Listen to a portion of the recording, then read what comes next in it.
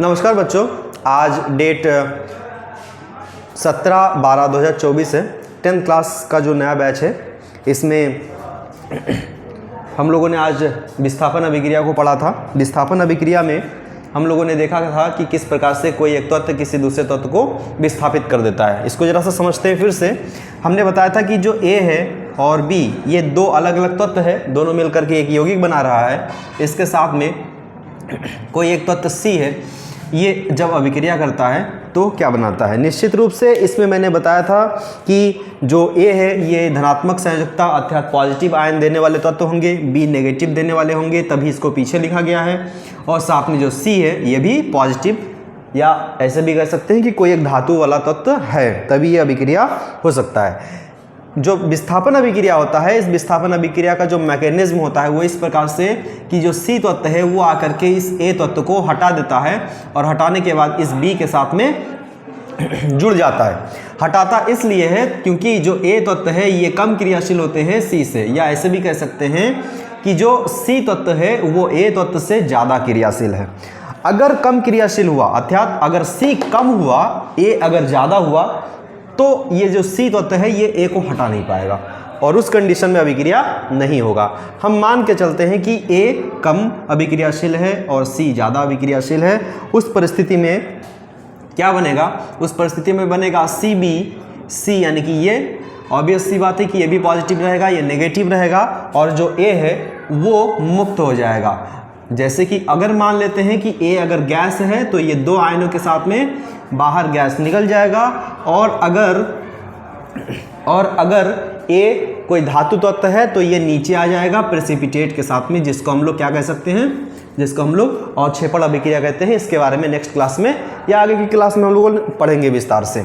तो इस मैकेनिज्म के आधार पर हम कुछ एग्जाम्पल को देख लेते हैं। जैसे मान लेते हैं कि कोई एक यौगिक ले लेते हैं, जैसे मैग्नीशियम सल्फेट ले लेते हैं, MgSO4 ले लेते हैं। अब इसके साथ में हम एल्युमिनियम का अभिक्रिया कर देते हैं, Al का। तो सबसे पहले हम क्या चेक करेंगे? सबसे पहले चेक करेंगे कि ये जो एल्युमिनियम है कि क्या ये मैग्नीशियम से कम अभिक्रियाशील है, और अगर कम है तो हम जानते हैं अभिक्रिया नहीं होगा, और अगर एल्युमिनियम मैग्नीशियम से ज़्यादा अभिक्रियाशील है तभी ये अभिक्रिया आगे संपन्न हो सकता है। तो हम इसके लिए क्या करते हैं, सक्रियता सारणी चेक करते हैं। सक्रियता सारणी इस वीडियो की डिस्क्रिप्शन में मिल जाएगा, प्लस तुम लोगों को हमने कॉपी पे लिखवा दिया है। आप सभी अपने अपने क्या कर सकते हैं, कॉपी पे देख सकते हैं। सारे लोग जो लोग कॉपी वगैरह कंप्लीट या मेंटेन नहीं किए वो मेंटेन कर ले, क्योंकि आगे आने वाले जो क्लासेस है उसके लिए कॉपी कंप्लीट होना बहुत ज़रूरी है, क्योंकि हम चीज़ों को समझते हुए पढ़ेंगे तभी हम अच्छे मार्क एग्जाम में गेन कर सकते हैं। तो हम देखते हैं कि एल्युमिनियम मैग्नीशियम से अधिक क्रियाशील है, अर्थात मैग्नीशियम जो है ये एल्युमिनियम से ज़्यादा क्रियाशील है, अर्थात ये जो एल्युमिनियम है ये कम क्रियाशील है मैग्नीशियम के साथ में, अर्थात ये अभिक्रिया नहीं होगा। आप कॉपी पे देख सकते हैं। जब भी वीडियो को देखें तो साथ में कॉपी जो पढ़ाया गया है उसको साथ में रखें तो डाउट क्लियर हो जाएगा। जो एल्युमिनियम है ये सक्रियता सारणी में नीचे आता है, मैग्नीशियम ऊपर रहता है, अर्थात मैग्नीशियम ज़्यादा क्रियाशील है।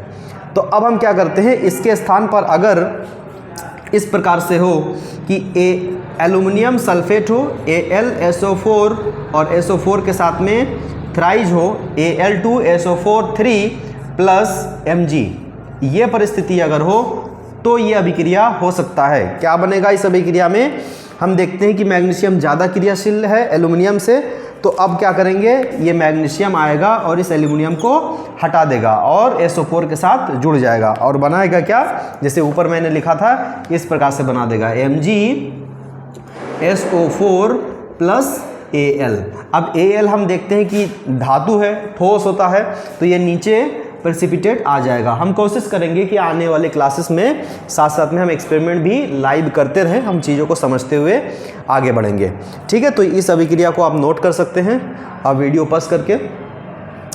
इसके बाद हम एक एग्जांपल और लेंगे जिसमें कुछ स्टूडेंट्स आज डाउट के लिए बता रहे थे कि सर हमें ये नहीं समझ में आया, उसके लिए थोड़ा सा हम डिस्कस कर लेते हैं।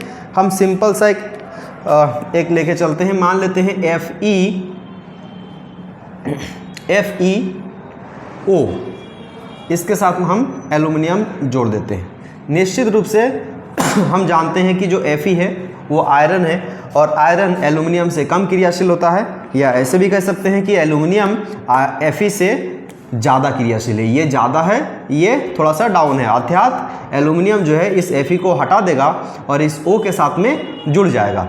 तो जब एल्युमिनियम को O के साथ जोड़ेंगे तो क्या बनेगा, Al2O3 प्लस Fe। यहाँ पे कुछ बच्चों को डाउट था कि सर यहाँ पे एल्युमिनियम के साथ में 3 कैसे आ रहा है, उसके लिए ज़रा हम समझे कि ये ऐसा क्यों हुआ। इस वाले को आपने नोट कर लिया, फिर आप देखते हैं। अब इस मैकेनिज्म को समझने के लिए हम क्या करते हैं कि Al है, एल्युमिनियम के साथ में हम क्या करते हैं, ऑक्सीजन को अलग अभिक्रिया करते हैं, और हम क्या पाएंगे, देखिए एल्युमिनियम की संयोजकता हमने 3 बताया था, ऑक्सीजन की संयोजकता हमने -2 बताया था, -2 चार्ज होगा इसके ऊपर, इसके आयन के ऊपर, तो एल्युमिनियम के साथ में 2 जाएगा, क्रॉस सिंबल के अनुसार जो संयोजकता या वैलेंसीज होते हैं वो एक्सचेंज हो जाएंगे, और यहाँ बनेगा क्या, Al2 बनेगा और O के साथ में 3 बनेगा। ठीक है, चार्जेस को हम जानते हैं कि नहीं लिखते हैं, ठीक इसी तरीके से हमने यहाँ लिख दिया है, और इन चीज़ों को अब समझ सकते हैं। इसके अलावा अगर कोई भी और डाउट हो, यहाँ एक क्वेश्चन और भी पूछ सकते हैं कि सर ये जो विस्थापन अभिक्रिया है, जिसको कि इंग्लिश में हम लोग डिस्प्लेसमेंट रिएक्शन कहते हैं, क्या, डिस्प्लेसमेंट, DISPLACEMENT, डिस्प्लेसमेंट रिएक्शन कहते हैं। हिंदी में इसको क्या कहते हैं, विस्थापन कहते हैं, विस्थापन अभिक्रिया कहते हैं। तो क्या सर विस्थापन अभिक्रिया होने के लिए कोई भौतिक कारक की आवश्यकता पड़ता है? क्या इसे बाहर से हमें ऊर्जा देने की आवश्यकता पड़ता है, या विद्युत देने की आवश्यकता पड़ता है, या प्रकाश की उपस्थिति की आवश्यकता पड़ता है?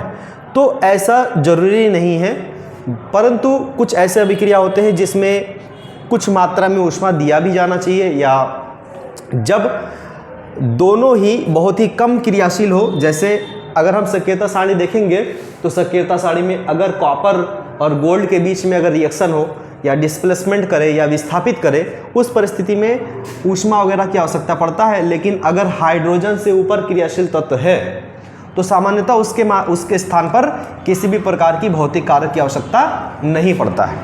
ठीक है, इस वीडियो में इतना ही। नेक्स्ट क्लास में हम लोग आगे इसके आने वाले अभिक्रियाओं को पढ़ेंगे, और अगर कोई भी डाउट है तो आप इस वीडियो को देखने के बाद कल हमसे आप पूछ सकते हैं। ठीक है।